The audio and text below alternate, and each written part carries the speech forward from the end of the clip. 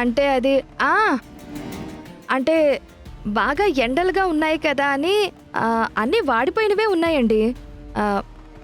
వేరే కూరగాయలు వచ్చాక కొందాంలే అని తిరిగి వచ్చేసాను. మరి ఆ కార్లో ఎందుకు దిగావు?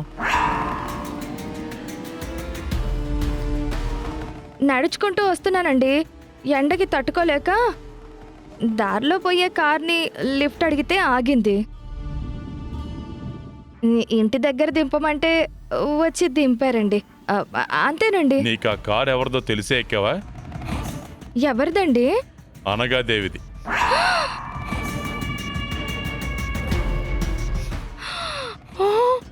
అవునా? అయ్యయ్యో, నిజంగా నాకు తెలీదండి. లోపల వాళ్ళ కూతురుంది కదా, అయినా నీకు తెలీదా? వాళ్ళ కూతురుందా? అయ్యయ్యో, నేను గుర్తుపట్టలేదండి. నిజంగానే ఆ మేఘ కార్లోనే ఉందా? పిచ్చి పిచ్చి నాటకాలు ఆడకు. మా అమ్మ మీద ఒట్టండి, నాకేం తెలీదండి. తెలియని వాళ్ళతో మాట్లాడకూడదని కార్ ఎక్కి సైలెంట్గా ఉన్నానండి, అంతే. ఏమే నా మీద ఉట్టేస్తావేంటి? తెలియని వాళ్ళ కార్ ఎక్కొచ్చు కానీ వాళ్ళతో మాట్లాడకూడదా? ఇదే మీ అమ్మ నేర్పించిందా? అంటే అది అది వాళ్ళ కార్ అని. అనగాదేవి వాళ్ళ ఇంటికి వెళ్ళామని తెలిస్తే ఏమవుతుందో తెలుసుగా. పో లోపలికి. రామ్,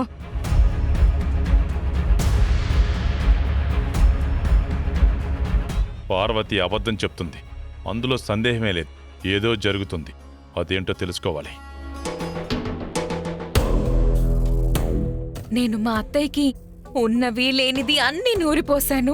నేను ఆస్తి పట్టుకొచ్చాను గాని అదేం పట్టుకురాలేదని బాగా రెచ్చగొట్టాను. నాశాలానికి ఎక్కింది కోపం. ఆస్తి ఇచ్చేదాకా వదలను అంటూ వెళ్ళిపోయింది వాళ్ళ ఇంటికి. ఇప్పుడు ఏం జరుగుతుందో చూడాలి మరి. ప్రశాంత్, కాల్ ఎందుకు కట్ చేసావు? కాల్ కట్ చేయడం కాదు అస్మిత, నీ నాలుగు కట్ చేయాలి. ఏం చేస్తున్నావు? నేనేం చేశాను? మా అమ్మకి వదిన గురించేదో చెప్పావంట కదా? అవును, నేను వచ్చేటప్పుడు ఆస్తి తెచ్చాను. అదేం తెచ్చింది? తెలివిగా శౌర్యని బుట్టలో వేసుకుని పొట్టి చేతులతో ఊపుకుంటూ వచ్చింది. అదే చెప్పాను. ఏ నిజం కాదా? అయినా దాన్నంటే నీకెందుకు వస్తుంది కోపం? వదిన హాకీలో గెలిచింది, స్పోర్ట్స్ కోటాలో ఎండోమెంట్ ఆఫీసర్ అయింది, ఈ ఇంటికి మంచి పేరు తీసుకొచ్చింది. ఇంకా ఆస్తి ఏంటి? అవన్నీ ఆకలి తీరుస్తాయా ఏంటి? దానికొచ్చే 50-60 వేల జీతంతో సర్ది పెడదామనుకుంటుంది. అదెలా కుదురుతుంది? కోడలన్నాక కట్న కానుకలు ఇవ్వాలి కదా. వాళ్ళెప్పుడో ఇస్తారు, ఇచ్చే వాళ్ళకి తీసుకునే వాళ్ళకి లేని బాధ నీకెందుకు? పోయినసారి అత్తయ్య వాళ్ళ ఇంటికి వెళ్ళినప్పుడు ఇస్తాను అని వాళ్ళ నాన్నే చెప్పాడు. అదే గుర్తు చేశాను.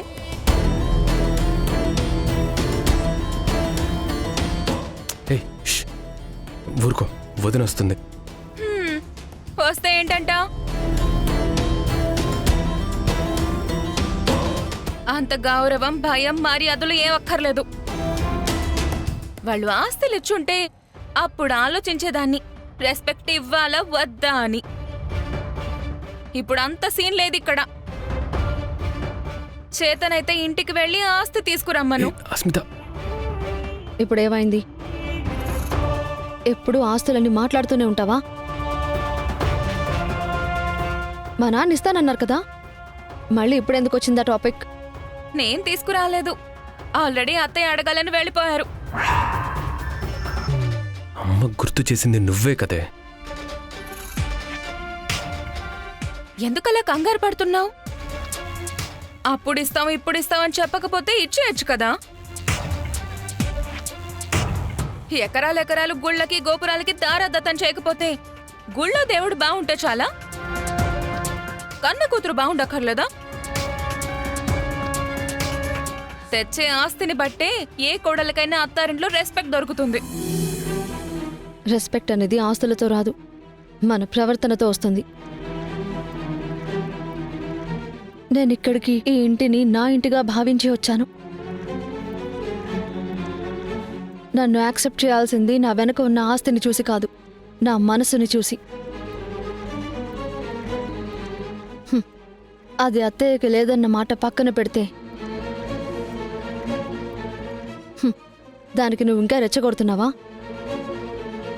నీకేదైనా కావాలంటే నేరుగా అడగాలి కానీ ఇలా అత్తారింటికి పుట్టింటికి గొడవలు పెట్టే పనులు చేయకు. అమ్మా ఊరుకో అమ్మా. తోడికోడళ్ళంటే ఎలా ఉండాలి? అక్కా చెల్లెళ్ళలా కలిసి ఉండాలి.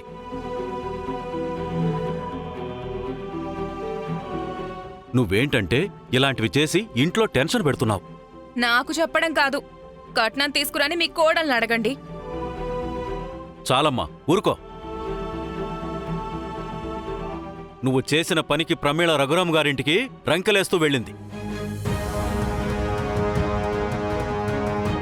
అక్కడ ఎంత గొడవ చేస్తుందో ఏంటో. ఒక్క మాటతో రెండేళ్ల మధ్య నిప్పు పెట్టావు.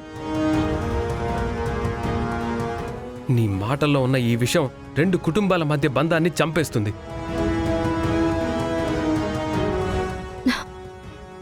నేను అత్తయ్యకి కాల్ చేసి మాట్లాడతాను. ఇంకా ఇంటికి వెళ్ళుండదు కదా. ఏం మాట్లాడతావు? అసలు వినేటట్టే లేదే. ఇప్పుడు అత్తయ్య మళ్ళీ మా నాన్నకేదో టెన్షన్ పెట్టేలా ఉన్నారు. నేను కూడా వెళ్తాను మావయ్య. ఆ.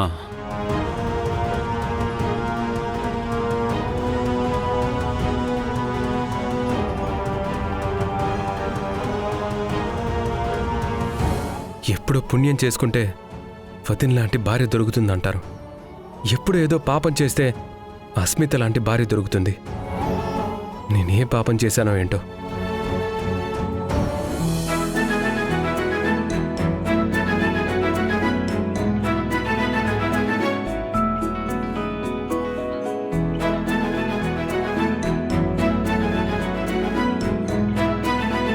ఆద్య, పుట్టు పనులు ఎంతవరకు వచ్చాయి?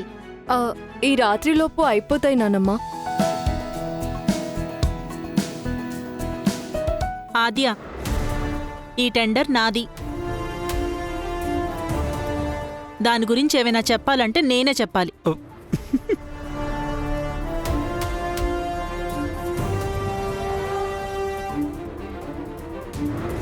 రాత్రికి పూర్తవుతుందమ్మా. ఆద్య చెప్పింది కూడా అదే కదే. అయ్యుండొచ్చు, కానీ నేనే చెప్పాలి. అబ్బో, అసలు ఇదెందుకు నా పనిలో వేలు పెడుతుందో తెలియడం లేదు. చూడు, ఎక్కడుండాలో అక్కడే ఉండు. ఎక్కువ చేసావంటే తొక్కేస్తాను చెప్తున్నా. సరే అత్తయ్య. ఆద్య లేకపోతే అక్కడ పనులే ముందుకెళ్ళవు. నువ్వు మాత్రం ఆద్యనే వెనక్కి నెట్టేస్తున్నావు.